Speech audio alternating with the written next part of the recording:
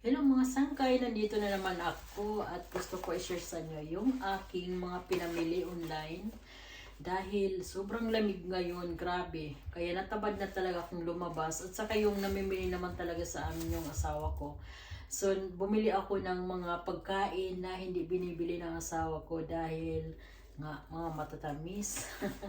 Kaya i-share ko na lang sa inyo mga sangkay. Nandoon siya ngayon namimili pero yung mga pinapamili niya yung mga ano lang, mga gulay, prutas. Kaya ako naman ito, mga matatamis, may cake, may chocolate.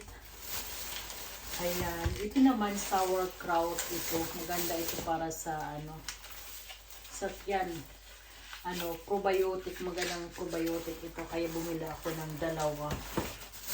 Tapos, bumibili din ako ng asukal. Yung asukal ito na sugar cane. Hindi na ako gumagamit ng puti. Ito lang brown sugar. Meron din akong, ito ay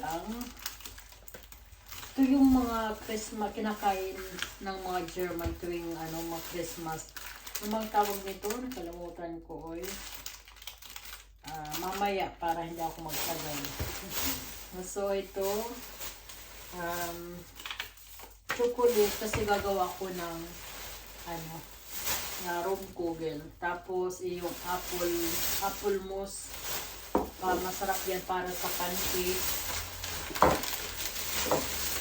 Ay, ito din, yung Stollen ang tawag. Ito yung kinakain ng mga German din pagdating ng Christmas. So, bumili na ako kasi may bisita ako sa Sabado. Kaya, yan, pag merienda, hindi na ako magluluto or magbibig. Yan, may yung lemon, toyo. Yung binibili ko yung toyo, yung walang mga preservative at saka mga food color, wala siyang bitsin, mga ganun.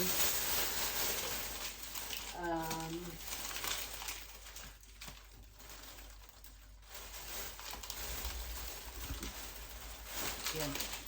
Tapos meron din akong toyo, yung toyo na binibili ko ito ay wala siyang mga bitsin at mga food color.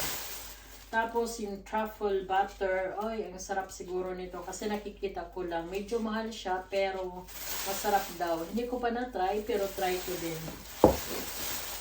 Try ko ngayon. So may butter.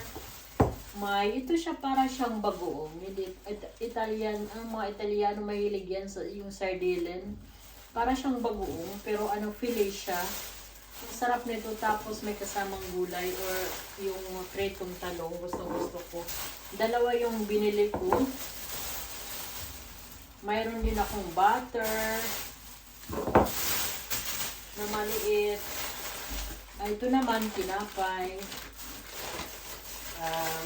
Bumili din ako ng flour kasi gagawa din ulit ako ng cookies. Tapos, ayan, ito din ay mga Christmas, mga pang-snack sa Christmas. Ano bang tawag dito? Speculatos. Yan ang mga German Ito ilalagay ko sa sapatos ng asawa ko kasi bukas ay Nicholas. Ay tago ko lang kasi baka lumaking siya mamaya. Tapos ito naman yung puli natin. Ito naman, may libre silang binigay. Kasi pagka marami kang nag-order doon, nagbibigay sila ng libre. Tapos ito, libre din. Noodles at saka yung pesto. Libre yan. So, meron din akong mais kasi gagawa ako ng maha blanca. Powder sugar. Meron akong desiccated coconut. Dalawa yung binili ko. Dahil gagawa ako ng cookies. At meron din ako nitong nuts. At saka baking powder. At saka toyo ulit. Bala dalawang klase yung binili kong toyo. Ito yung Kikuman.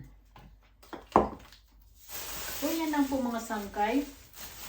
Tapos itong mga plastic na ito, mayroon yan silang deposit. Kaya kailangan ibalik ko ito para bigay nila sa akin yung pera. Hindi ko ito pwedeng itapon. So mga sangkay, maraming salamat sa panonood. Yun lang ang aking video sa ngayon para may pang-upload na naman ako.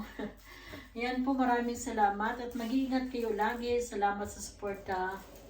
God bless. Bye-bye. Thank you for watching.